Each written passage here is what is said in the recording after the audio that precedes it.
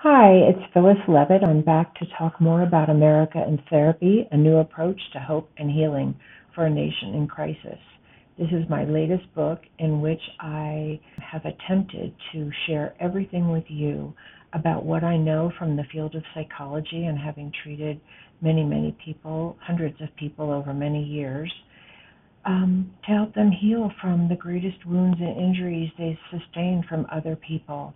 And that's what psychology is all about, that we have been hurt, we've suffered from a loss of love or safe belonging, sometimes extremes of violation, and most of us become highly symptomatic to the extent that we're hurt by other people and we don't have a chance to heal, find safety, or actually treat our own symptoms for what has happened to us.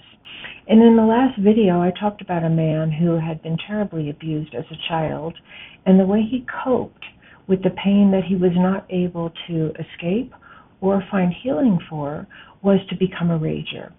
And he was a very violent rager, and he scared and frightened and hurt the people around him. What was his rage? It was a defense. And most of us, when we are hurt by other people and we don't have a chance to find safety or healing, develop defenses. Sometimes it's rage. Sometimes it's isolation. Sometimes it's people-pleasing or depression or high levels of anxiety or addiction or workaholism or obsessiveness, becoming obsessed with whether the stove is turned off and the house might blow up, when really what we're afraid of is that someone might come in and attack us. But because we can't deal with what really happened, we project that fear or that pain or that loss or that need to numb out onto something else to try to defend against what we can't heal by ourselves. And we have many symptomatic people on this earth today, in this country today, doing the best they can to survive terrible things that have happened to them in their homes, in their communities, and from their government. And we must know that their symptoms are a call for help. Their symptoms are letting us know that something is terribly wrong, something's gone terribly wrong, and their symptom is a cry for help. Just like a child, if they're hit, they cry. They're crying because they're in pain. They're not crying because they're bad or because they're weak or because there's something wrong with them. Their crying is a symptom that they've been hurt by someone. Or if we have pain in our body, it's a symptom. It's calling for help for whatever needs to be healed in the body. It's a little bit more tricky when we talk about our psychological symptoms because we don't generally judge a pain in the body. If my appendix is exploding, I rush to the doctor and nobody says, "What's wrong with you?" They're crying about that pain. They run you into the emergency room and an operating room. But for so many of us, when our symptoms are a call for help for emotional pain, for psychological injury and wounds that we've sustained for other people, we judge each other as weak or crybabies or playing the victim card, or you should pull yourself up by your bootstraps and just put the past behind you. When in the world of psychology, we know that's not really possible. People bury their pain if they can't get some way to heal it, or they become highly symptomatic as a way to displace the pain into some other emotional expression.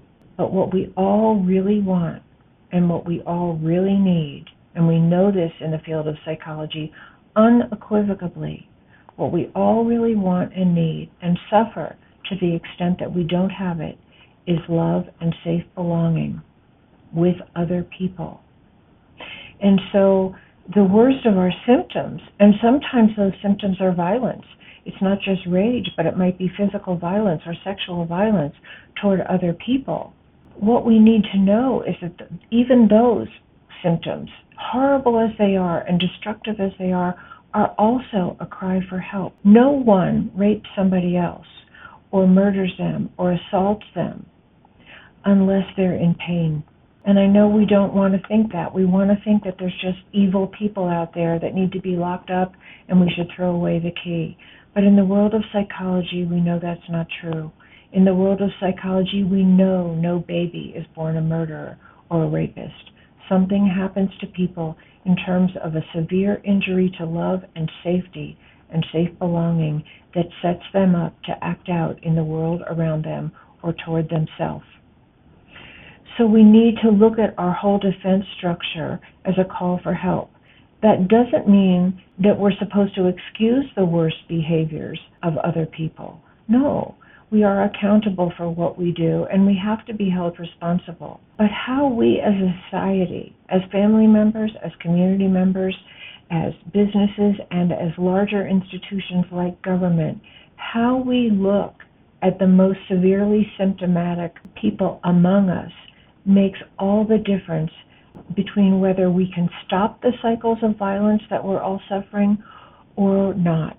And the whole world of psychology is designed to heal the cycles of violence, whether it's that we act out on ourselves and we drink ourselves into oblivion, or we can't find a good relationship, or we can't hold a job, or we actually act out overtly on other people. The whole field of psychology is designed to heal the underlying wounds so that our symptoms are mitigated and hopefully even disappear, or are within our control to stop when they really start to manifest, and that we have access to our greatest gifts and strengths that have been buried under sometimes years of mistreatment or alienation from other people. Why wouldn't we want that for our country? Why wouldn't we want healing for everyone possible that we know how to help heal? Why wouldn't we want that? Even for people that we have decided need to be in prison because they're a danger to themselves or others, mostly to others. Sometimes, and many times, those people come out of prison. What if our prison system was dedicated toward helping people heal from the worst of what put them there in the first place, so that when they return to society, they're functional, they have a place to belong, they're wanted, they've healed the worst of their wounds, and they have some kind of restoration within themselves to a place of love and safe belonging. Because that's what we see happen in our offices. That's what happened to me. I was extremely depressed when I was younger. I had high levels of anxiety. I had terrible nightmares. I felt alone in the world. I never thought I would be able to make a happy marriage or a good relationship or have children. I didn't think any of that was possible for me because of early childhood trauma that had left such a mark of pain and anxiety and depression inside me. And it wasn't until I decided to go on a healing road and ask for help and be vulnerable and cry my tears in front of another person and even shake, and sometimes my teeth would chatter when I was in the depths of the worst pain that was wanting to come out and be released from my body. It wasn't until I was able to have the actual strength to be that vulnerable, and I wouldn't have called it strength at that time, but as a psychotherapist of over 34 years, I know it takes strength to be that vulnerable. It wasn't until I did that I had a chance to actually find a sense of deep, loving connection to myself, which opened eventually to an ability to have deep, loving connection with other people.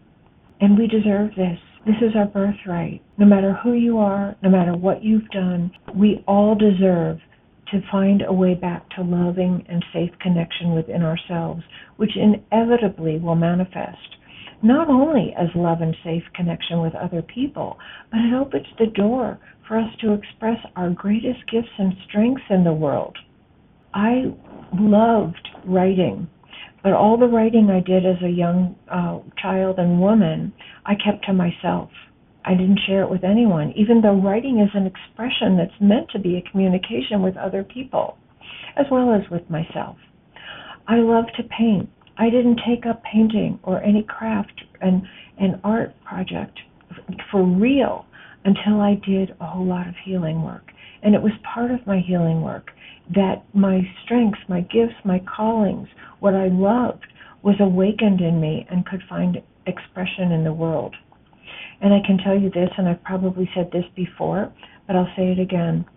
I've never worked with anyone who had a chance to heal and move beyond their defense structure and be vulnerable and cry the tears they needed to cry and reconnect with the essential self that they were born with, who became a more violent, hateful, exploitive, or in any other way dysfunctional person. I've never seen that happen.